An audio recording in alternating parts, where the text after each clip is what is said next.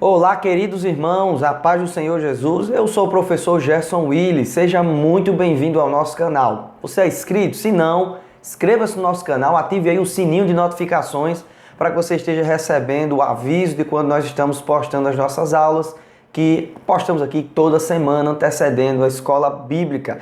E não se esqueça de também baixar os nossos slides que está aí na descrição, as regras para você baixar, só clicar lá e a gente manda uma mensagem para você aceitando, a sua solicitação. Bem, hoje nós vamos falar da lição de número 8, que é comprometidos com a palavra de Deus, e o texto áureo se encontra no Evangelho de Jesus Cristo segundo escreveu Lucas, capítulo 11, o versículo 28, que diz assim: Bem-aventurados que ouvem as palavras de Deus e as guardam e aguardam. A verdade prática diz que a autoridade divina da Bíblia deriva da sua origem em Deus, e por si só encerra a autoridade suprema das Escrituras como plena e total garantia de infalibilidade.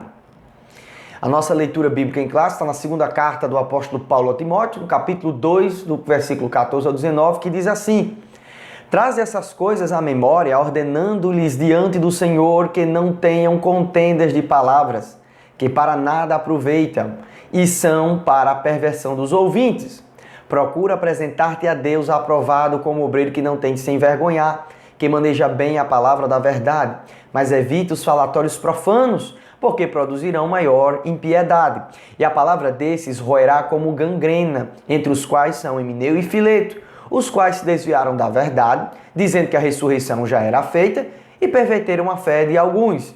Todavia, o fundamento de Deus fica firme, tendo este selo: o Senhor conhece os que são seus, e qualquer que profere o nome de Cristo, aparta-se da iniquidade. Agora vamos para a carta do apóstolo Pedro, a primeira carta, capítulo 1, versículo 20 ao 21, que diz: O qual, na verdade, em outro tempo foi conhecido ainda antes da fundação do mundo, mas manifestado nesses últimos tempos por amor de vós. E por ele credes em Deus que o ressuscitou dos mortos e lhe deu glória para que a vossa fé e esperança estivesse em Deus.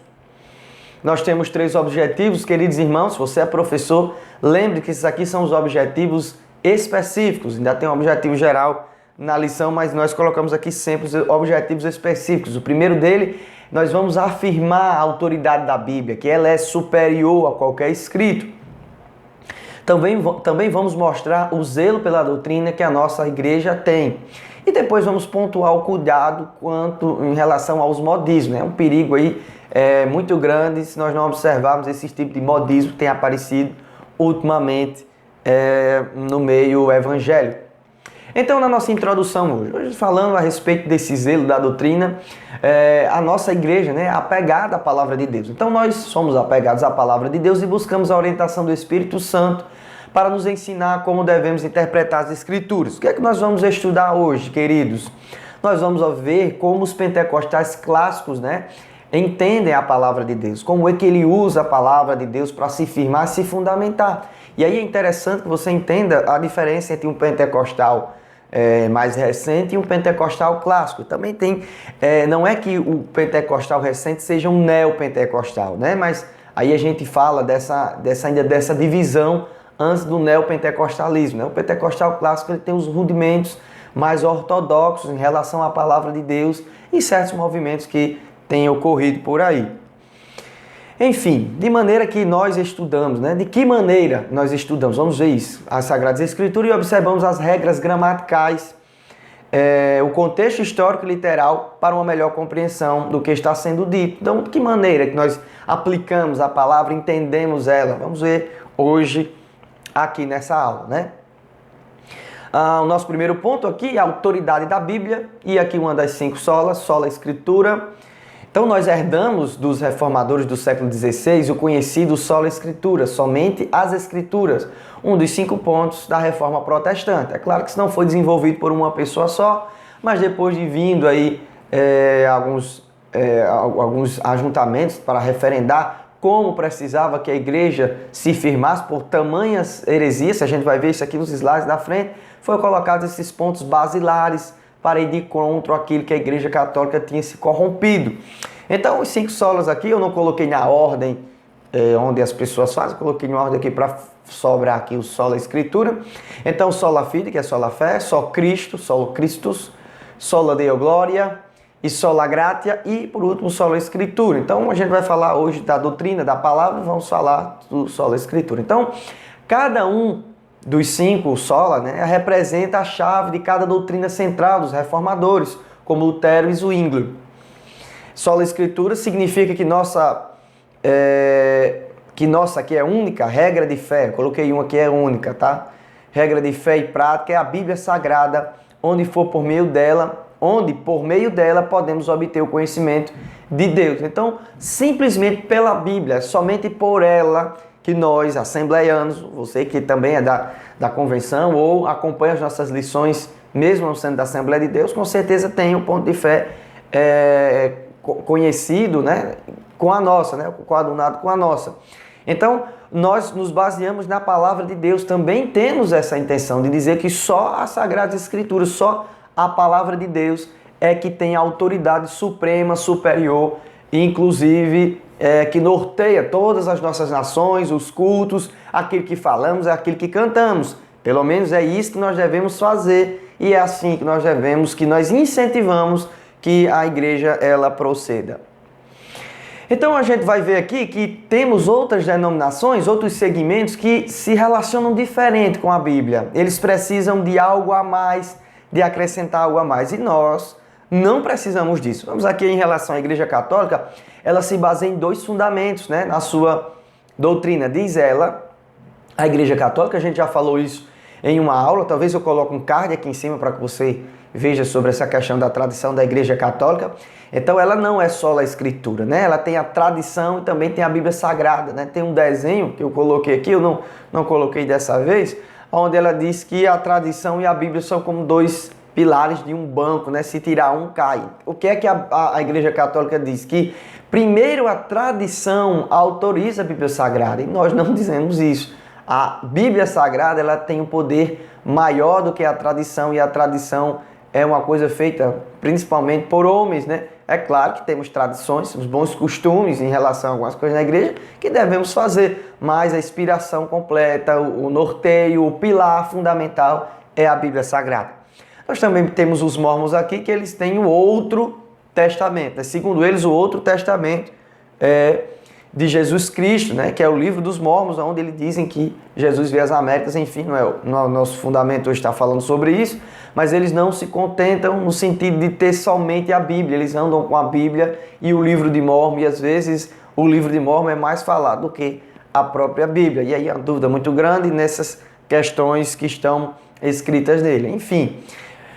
Também nós temos aqui as Testemunhas de Jeová, que tem os escritos das sentinelas, e também a tradução do Novo Mundo, que é uma tradução feita por eles, que tem várias alterações. Enfim, veja que tem 2 escritos aqui, né? 2 segmentos escritos para poder se juntar com a Bíblia Sagrada. Inclusive, eles acreditam que se esses escritos aqui não vierem acompanhados com a Bíblia Sagrada, é possível, né, que os seus adeptos aceitem a autoridade da Bíblia. Então eles acham que a relação essas denominações acham que a Bíblia Sagrada precisa de um complemento. Nós não acreditamos nisso, por isso nós compartilhamos da ideia de sola Escritura. Então vejamos aqui, eu acho que ficou bem explicado aqui, dá para entender, nós não temos a necessidade, nós não vemos a necessidade de nenhum. Existem livros, homens que escreveram livros, são homens de Deus, mas não têm uma autoridade canônica, não têm uma autoridade inspiratória, não têm uma autoridade final como a palavra de Deus é, como a palavra de Deus tem, né? Então, somos fundamentados. Nós somos fundamentados em quê? Né? A gente vai ver aqui que muitos que não são do segmento pentecostal têm uma visão distorcida a nosso respeito e pensam que somos adeptos a determinados pensamentos que não se coadunam com as Sagradas Escrituras, porque as pessoas acham, né, que por nós não sermos cessacionistas, ou seja, nós não acreditamos que os dons espirituais cessaram, eles acreditam que a gente não é adepto da sola Escritura, né, que a gente ainda acrescenta alguma coisa à palavra de Deus. Isso não é verdade. Isso com certeza já fala de alguém ou de má fé, ou uma pessoa que não conhece aquilo que que é trabalhado, que é ensinado nas nossas igrejas, né? Então, o primeiro ponto aqui que nos acusam, que a gente nega e prova que nós não fazemos isso. Nós não acreditamos que o cânon está aberto. A gente acredita que já foi fechado, não existe mais uma revelação divina, escriturística para acontecer, porque já foi fechado. Tudo que Deus tinha de dizer em relação à doutrina, em relação a Jesus Cristo, em relação de como a igreja tem que andar, Ele já falou através das Sagradas Escrituras. Em 1 Coríntios capítulo 15, versículo 18, afirma que os textos inspirados das Sagradas Escrituras se encerraram com os apóstolos. Então foi os apóstolos que finalizaram isso, os últimos escritos da igreja. Tudo que vier como adendo, como um bônus, não tem uma autoridade divina como a palavra de Deus. Isso não significa que alguém não possa escrever alguma coisa que seja inspirado por Deus, mas não inspirado no sentido das Sagradas Escrituras, porque essa inspiração dessa escrita vem baseada na palavra de Deus. Então é uma inspiração, digamos assim, pegada da palavra de Deus e não uma inspiração como a palavra de Deus. Eu acredito que os irmãos entenderam, né? Então a Bíblia é a nossa única regra de fé e prática. Nós não necessitamos de uma nova revelação a respeito dos escritos sagrados. A Bíblia é suficiente. Nós não acreditamos que exista uma nova revelação, com uma nova doutrina, com um novo evangelho. Tudo que Deus tinha de falar a respeito do evangelho, a respeito de como a igreja tem que se comportar, Ele já falou na Bíblia Sagrada. Então as profecias, os dons espirituais, tudo que houver a mais tem que vir baseado na Bíblia Sagrada, tem que vir respaldado. Passou da palavra de Deus, fugiu daquilo que é da palavra de Deus, nós estamos rejeitando. Então, queridos, também nós não somos deístas, né?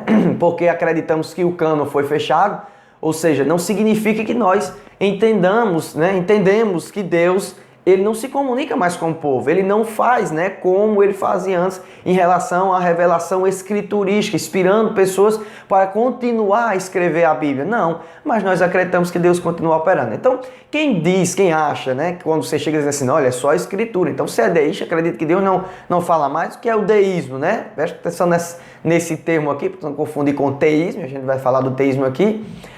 É uma doutrina que crê que o universo foi criado por um ser divino, mas esse ser simplesmente não interfere em nada.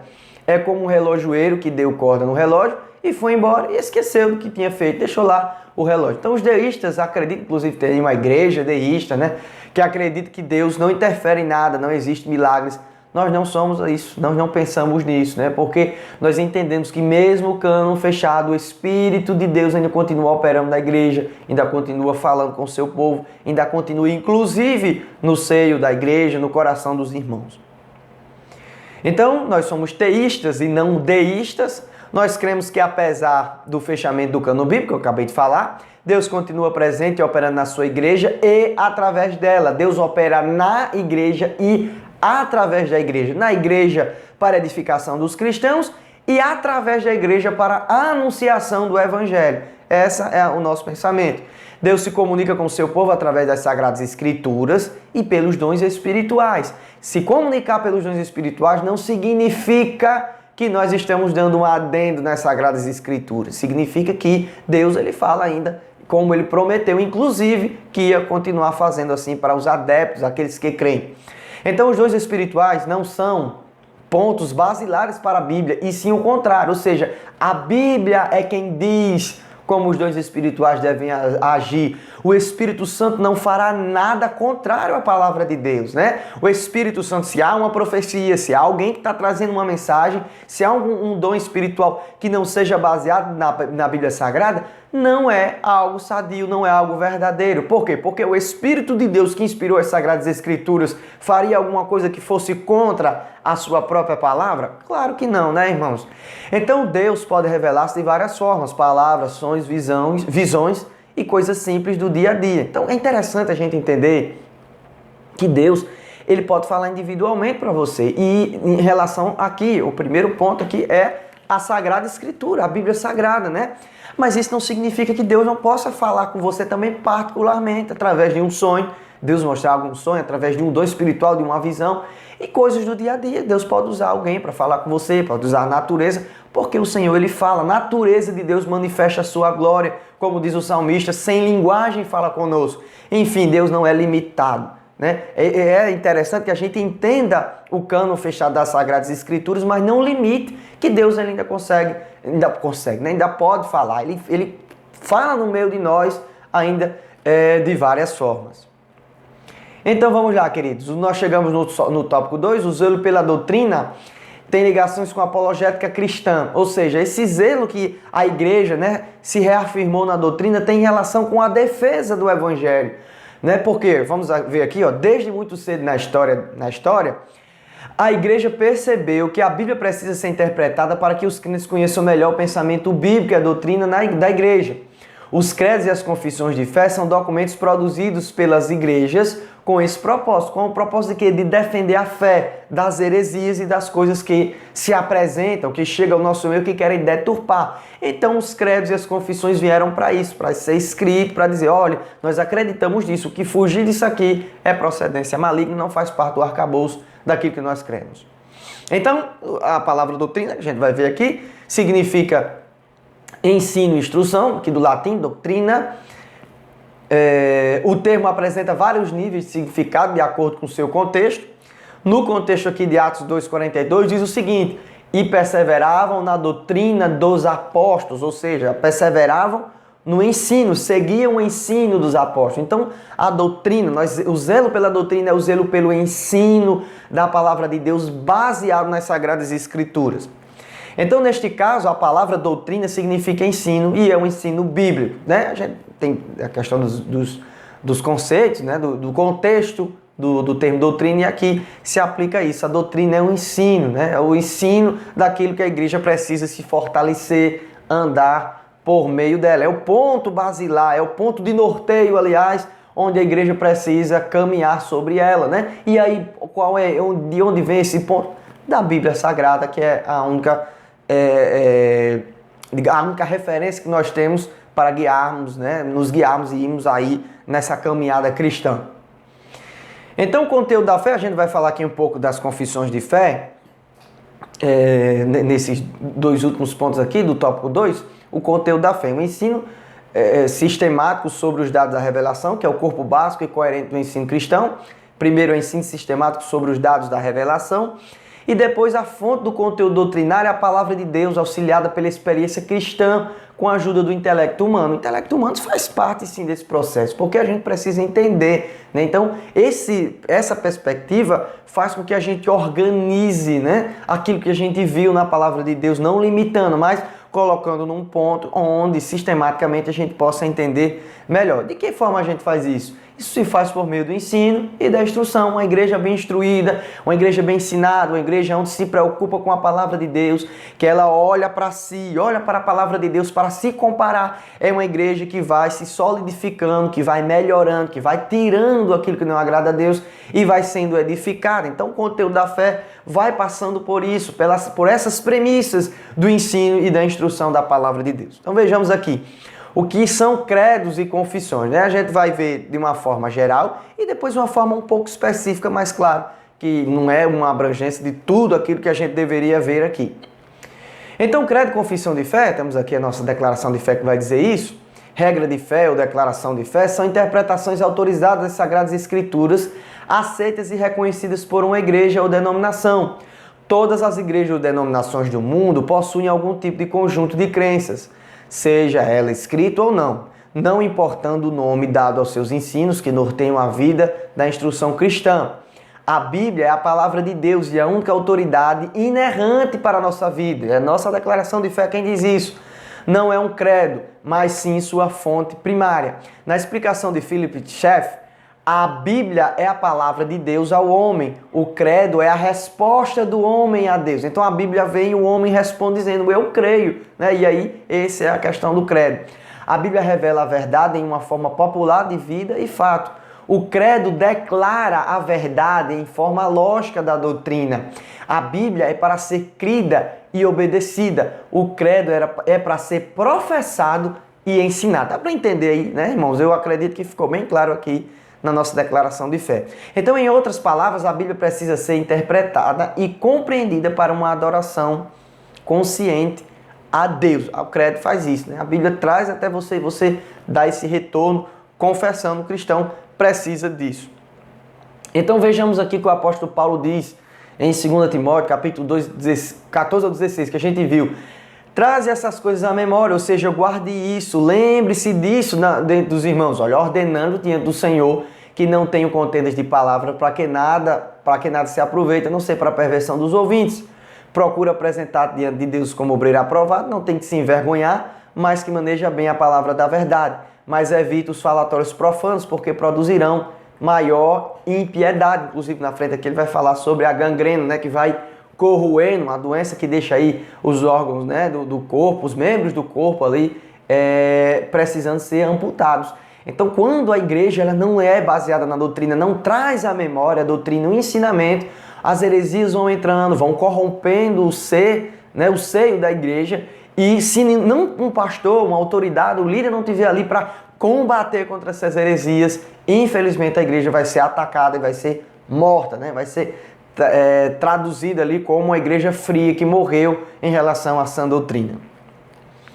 Então, credos e confissões, eu coloquei 2 resumos aqui, eu quero que os irmãos estejam conscientes que isso aqui é algo bem breve aqui. Então, credo, né, um documento eclesiástico escrito com a intenção de interpretar e sintetizar as escrituras em relação ao ensino da igreja.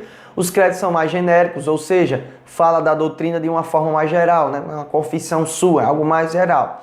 E a confissão, veja que praticamente são as mesmas questões, mas são de um ponto são distintos. Um documento eclesiástico com a intenção de interpretar e resumir os ensinos da Bíblia Sagrada, fazendo com que o fiel possa de forma mais abrangente observar os pilares do ensino cristão, aplicando a igreja e o crente, ou de uma forma individual, coletiva, em relação a toda a igreja, e de uma forma individual, como esse cristão deve aqui proceder em relação às perspectivas do mundo, aquilo que ele deve negar, aquilo que ele deve aceitar, em que momento, né, a salvação, em que momento é a santificação. Enfim, é mais ou menos isso. Eu acredito que deu aí para dar uma clareada com essa passagem aqui da nossa declaração de fé e essa aqui dos resumos de credo e confissão. Então, nós contamos aqui a nossa confissão de fé é a Bíblia, né? A nossa comissão de fé, aqui é a nossa confissão, irmãos. Eu sempre vou corrigir lá quando for colocado. A nossa confissão de fé não é de cunho particular, ou seja, não foi elaborada por uma pessoa só. Esta toma por base o pensamento coletivo da nossa igreja. O que há de se registrar é que nossa confissão é baseada nas escrituras sagradas, segundo a doutrina dos apóstolos e dos profetas, como está em Efésios, capítulo 2, versículo 20. De tudo isso, temos em mente que a palavra final é da Bíblia. Tudo o que acontece na igreja só é legitimado, só é aceito se a palavra de Deus concordar com aquilo ali. Eu trouxe uma nova revelação, eu entendi agora que Deus me disse que não era assim, depois desses anos todos, eu fui o escolhido de Deus para trazer essa nova revelação. Não está na palavra de Deus isso, não existe esse negócio de nova revelação para como se fosse aplicar um adendo às Sagradas Escrituras. Não passa de uma heresia barata. Então, na palavra de Deus, nós vemos embriões de declaração de fé e credo no Novo Testamento, né? Veja o que Simão Pedro diz, uma confissão dele, né? E Simão Pedro respondendo disse: Tu és o Cristo, o Filho de Deus, o Filho de Deus vive. Nós vemos aqui a confissão dele de fé em relação a Jesus Cristo, quando ele pergunta: o que vocês acham que eu sou? Então, a gente vê em Filipenses 2, 8 ao 11, o apóstolo dizendo: E achando na forma de homem, humilhou-se a si mesmo, sendo obediente até a morte e a morte de cruz. Por isso também Deus o exaltou sobremaneira e deu-lhe um nome que é sobre todo nome, para que o nome de Jesus se dobre todo o joelho dos que estão nos céus e na terra e debaixo da terra. E toda a língua confesse que Jesus Cristo é o Senhor, para a glória de Deus Pai. Então aqui um credo e confissão de fé sendo mostrados aqui, o apóstolo Paulo confessando, dizendo, né, que Jesus é o Senhor, que ele ressuscitou, enfim, mostrando um ponto base aonde a igreja acredita, onde a igreja anda, onde a igreja avança crendo naquilo que está revelado nas Sagradas Escrituras. Então chegamos ao nosso último ponto, queridos irmãos, é um ponto que você precisa tomar bastante atenção, que é onde nós iremos falar a respeito do cuidado com os modismos, né? Que é essa palavra modismo, né? Segundo o dicionário, é algo efêmero, o que por estar na moda dura pouco, aquilo que aparece depois vai embora rapidamente. A igreja ela não pode viver de modismo. Tem a gente que diz assim, é um mini avivamento, Aconteceu hoje e amanhã não aconteceu mais. Irmãos, não é isso. O avivamento é diferente, tem um fruto, né, que persiste, é duradouro. O modismo, ele acontece, daqui a pouco todo mundo, os líderes inclusive, a gente vai ver isso aqui, somem e aquilo ali é desmascarado e não toma proporção verdadeira como é a palavra de Deus. Então, aplicando ao campo teológico, essa questão aqui do modismo, a palavra modismo se refere à aparição de movimentos estranhos à palavra de Deus. Esses são efêmeros, ou seja, passageiros, e não produzem frutos da verdade, pois não têm origem no Espírito Santo, e eu deveria ter colocado aqui, né? E na palavra de Deus. Não tem base na palavra de Deus, nem é inspirado, né? Nem é respaldado pelo Espírito Santo. Então, quem é que não se lembra dos movimentos? Eu coloquei isso aqui, nosso autor vai lembrar disso, eu me lembrei sim de muitos deles, né? Quem não se lembra de movimentos como a unção do Caicai, o sopro santo do G12, o dente de ouro, a febre dos anjos e outras aberrações doutrinárias. Quem é que não lembra, irmão? Aqui eu coloquei algumas imagens aqui, né? O dente de ouro, vamos aqui, fulano de tal faz um dente de ouro nascer na sua boca, né? E outro derruba você com um paletó, olha para você, você cai no chão e pronto. Sem fundamento nenhum, irmãos, uma coisa que não tem na palavra de Deus, são aberrações, né? E tem uns que ficam com medo de dizer assim, quem sou eu para julgar? Meu irmão, a Bíblia diz que nós devemos julgar, segundo, né, as Sagradas Escrituras. A palavra de Deus, como eu falei em outra lição, é a peneira onde nós devemos olhar para esses tipos de movimentos e entendermos que eles não são, né, não concordam com aquilo que Deus nos ensinou. Então, onde estão os líderes desses movimentos? Muitos deles, irmãos, foram desmascarados em adultério, em pecado, em mentira, em viver uma vida luxuosa através desses movimentos para angariar dinheiro. E aí muitos irmãos vão até lá porque não querem realmente uma comunhão com Deus. Querem esse tipo de coisas miraculosas, né? Não querem uma comunhão íntima, não tem uma base bíblica na sua vida e vão para lá por carência e acabam caindo nisso aqui. Nós, a nossa igreja, Assembleia de Deus, nós rechaçamos todo tipo de movimento desses modismos, nós não concordamos, nós não temos conluio com essas questões. Quem assim o faz está indo de encontro na nossa declaração de fé e também, principalmente, de encontro à palavra de Deus. Então, muitos irmãos ainda não entenderam que a nossa denominação não aprova tais práticas, inclusive combate tais ensinos errôneos através da palavra de Deus. Tem irmãos que são da Assembleia de Deus e querem que a igreja se movimente como um cunho neopentecostal. Irmãos, nós não somos neopentecostais, nós somos assembleianos, nós prezamos pela doutrina, prezamos pela ordem, decência. Nós não privamos as profecias na igreja, nós não privamos os dons espirituais, mas também nós vamos de encontro, nós vamos contra, aliás, aos movimentos, os modismos que aparecem por aí, querendo inflamar a igreja de heresias. Então veja o que o apóstolo Paulo diz aqui em Efésios capítulo 4, versículo 14. O propósito, botei aqui na linguagem NVI, o propósito é que não sejamos mais como crianças, levados de um lado para o outro pelas ondas, nem jogados para cá e para lá por todo o vento de doutrina, pela astúcia e esperteza de homens que induzem ao erro. Agora veja que interessante aqui que o apóstolo Paulo diz. Primeiro ele fala em ondas, onda é uma coisa que vai e que vem, e depois ele fala em vento, né? Essa palavra que vem também significa algo que vem e depois vai embora. Tem irmãos que vivem e dizem, vão para fulano de tal porque ele é um milagreiro. Vão para ciclano porque quando chegar lá ele vai ter uma revelação e vai dizer a minha vida. Meu irmão, se baseie pela palavra de Deus. Deus ele não precisa que você ande por aí buscando milagreiros da prosperidade, pessoas que prometem curas baratas que a gente vai ver no final das contas que essas pessoas realmente não foram curadas, né? E não recebem realmente o milagre de Deus. Deus ainda faz milagre? Faz. Deus opera. Ele é Senhor. Ele ressuscita ainda mortos. Ele levanta paralítico. Ele pode fazer porque Ele é Deus. Mas isso não significa que uma igreja seja baseada nessas coisas. Primeiro é a pregação da palavra de Deus. E esses, como diz o apóstolo João, são sinais que apontam para a salvação. Mas aí nos modismos não. Venha para cá porque você não vai escutar a palavra de salvação não. Você vai ver uma pessoa, né, trazendo uma pessoa aqui na frente para dizer que fulano teve um dente de ouro, colocou para fora uma serpente, enfim, irmãos. Quem não lembra dessas coisas, né? Então vamos lá. Você pode falar aí, teve vários. Esse slide aqui, esse ponto do slide do nosso estudo é um ponto onde nós temos uma quantidade infinita, né, de exemplos para dar de modismo. Inclusive, muitos irmãos envergonhados voltaram para a igreja pedindo perdão porque seguiam esse tipo de modismo. Outros queriam levar para a nossa denominação, mas graças a Deus foram barrados pela palavra de Deus e pela sã doutrina. Então chegamos aos nossos dois últimos pontos. O apóstolo Paulo diz o seguinte, né? Procura apresentar-se a Deus como obreiro aprovado. A qualificação de um obreiro aprovado vem do Espírito Santo. Ele, o Espírito, né? Quem dá a capacidade e as ferramentas para o cristão guiar a sua vida conforme a palavra de Deus. Então a igreja, eu coloquei aqui essa imagem, que é o que está acontecendo, é que os irmãos dentro da igreja tentando empurrar as heresias para fora e a heresia com o pé aqui tentando entrar. A igreja fica em luta, irmãos, desde os primórdios.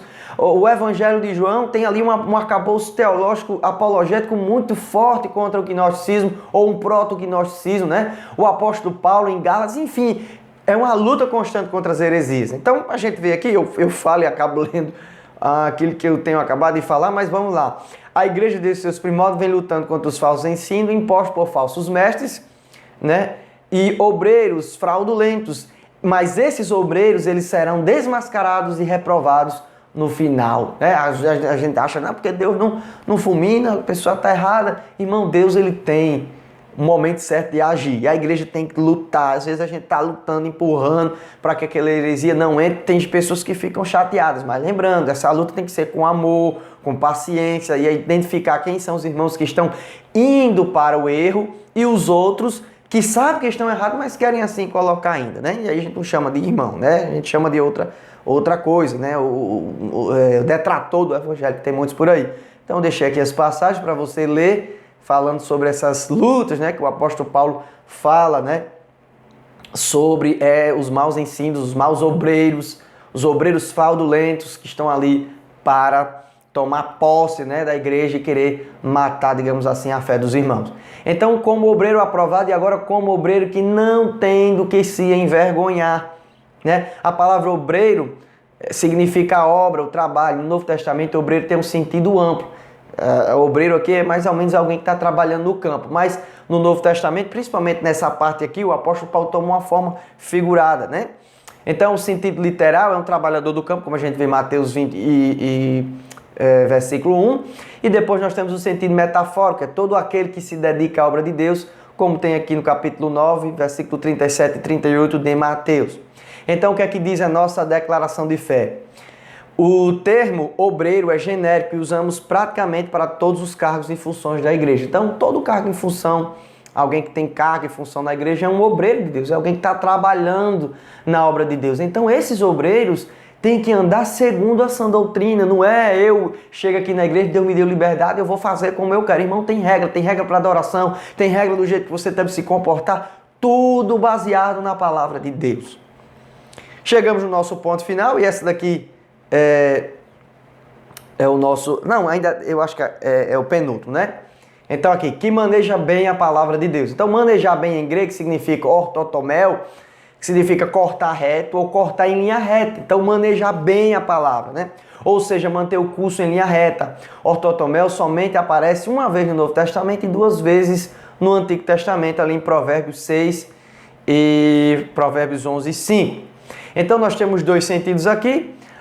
O primeiro, nesse sentido, o apóstolo Paulo está preocupado com o ensino correto da palavra de Deus dentro da igreja, a preocupação da palavra, não, deixa eu pregar de qualquer maneira, não, o que importa é que está sendo pregado. Irmãos, a palavra de Deus tem que ser pregada de forma coerente, coesa, que os irmãos entendam o que está sendo pregado, não é com palavras difíceis, né? E também tem que ser de uma forma da igreja não seja levada em caminhos errados. Então, muitos têm se desviado da sã doutrina por desprezarem o estudo das Sagradas Escrituras, são aqueles famosos jargões dizendo assim, a letra mata, não entenderam a passagem ali em Romanos e aí fica dizendo que a letra mata, né? Que a letra é o estudo das Sagradas Escrituras. Como é que o estudo das Sagradas Escrituras, irmão, vai fazer com que você morra? Não é, claro que a nossa aula não é sobre isso hoje, mas muitos vêm desprezando o estudo das Sagradas Escrituras, acham que um culto abençoado por Deus é um culto que não precisa de ser exposto à palavra de Deus. Nós precisamos expor a palavra de Deus com cuidado, sabedoria, principalmente com o temor no coração, porque estamos lidando com algo poderoso e que nós não podemos apresentar com erros, né? No sentido, erros heréticos, erros de palavras, todo mundo tem. Então, no ponto B aqui, o apóstolo também tem a intenção de que os obreiros não utilizem a palavra de Deus de forma inadequada, como, por exemplo, para atacar algum irmão como forma de indiretas. O púlpito não é lugar de desabafo. Isso é colocado na nossa revista. Muitas pessoas usam a Bíblia, para que vou abrir aqui um versículo da palavra de Deus. Pronto, fulano de tal, não sei o que, isso aqui é para algum irmão que está aqui na igreja. Ou então o irmão recebe uma oportunidade, está chateado, e lá em cima do púlpito ele vai colocar o seu desabafo. Olha, a gente tem que dizer isso de uma vez por todas. Púlpito de igreja não é lugar de você falar com alguém que está intrigado, não é lugar de você despejar a sua indignação contra pessoas. O púlpito da igreja é lugar de testemunho, é lugar de pregação da palavra de Deus. Tem pessoas que acham que pregar a palavra de Deus de forma indireta vai abençoar alguém. Meu irmão, isso você vai acabar com o coração daquela pessoa, né? Esse ponto aqui é o ponto onde nós devemos observar que o Espírito de Deus usa nossas vidas em cima do púlpito, seja lá onde for, e a gente fala de púlpito aqui quando está numa reunião da igreja, né? Para ministrar a palavra de Deus, expor o que as Sagradas Escrituras estão falando, e não para acusar ninguém, não para dizer, eu suponho, né, irmão, olha, isso aqui é para fulano de tal. Pelo amor de Deus, vamos acabar com isso. Queridos irmãos, chegamos no final, como eu digo, a conclusão eu deixo com vocês, para que vocês façam conforme vocês acham que vai acrescentar melhor. Os slides descem aí, ou seja, vocês baixam os slides de uma forma editável, então você pode colocar lá depois na edição sobre isso. Quero agradecer essa oportunidade, graças a Deus, nossa aula terminou por aqui, quase 40 minutos. E se Deus quiser, na próxima semana nós estaremos aqui falando mais uma vez da lição bíblica da escola dominical. Deus abençoe a todos e até a próxima. Amém.